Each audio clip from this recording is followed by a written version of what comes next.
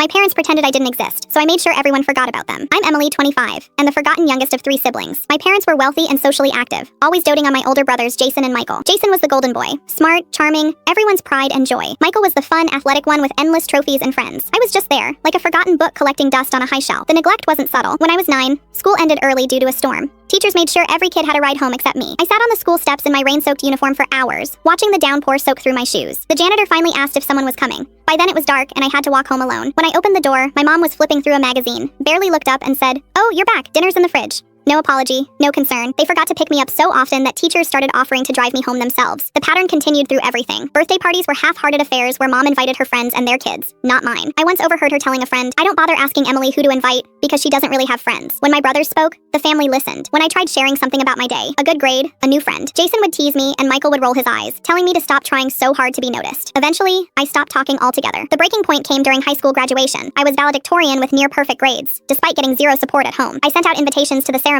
but my parents didn't RSVP. As I gave my speech, I scanned the crowd. Their seats were empty. Later, I found out they'd gone to one of Michael's regular season basketball games instead. Not even a championship, just a random game. When I left for college, despite their wealth, they offered nothing. Jason got a new car when he graduated. Michael had his dorm fully paid for, but for me, nothing. I survived on scholarships, part-time jobs, and loans. The final straw came during a rare trip home. I walked in just as my dad was telling a neighbor, "We only have 2 kids." My mom agreed, adding that Jason and Michael keep us plenty busy. It wasn't a mistake. They genuinely didn't acknowledge me as their daughter anymore. That night, I made a decision that would change everything. I wasn't just going to leave them behind. I was going to erase them from my life entirely. I started methodically. First, I blocked all their numbers and removed every single family member from social media. I unfriended parents, siblings, even extended family who might relay information back to them. Then I updated my emergency contacts everywhere. Workplace, doctor's office, bank accounts, removing their names completely. But I didn't stop there. I legally changed my last name. I didn't want to carry their name anymore. It felt like an anchor dragging me back to a past I was ready to abandon. When the judge approved it, it felt like closing a door I never wanted to reopen. I contacted my alma mater to remove my parents from alumni records, updated my birth certificate to remove parental names, and hired a lawyer to ensure they couldn't make future claims on my life or assets. My parents didn't take the silence well. They started sending messages through mutual acquaintances, accusing me of being dramatic. When that failed, my mom posted a long Facebook rant about how their youngest daughter had abandoned the family without reason,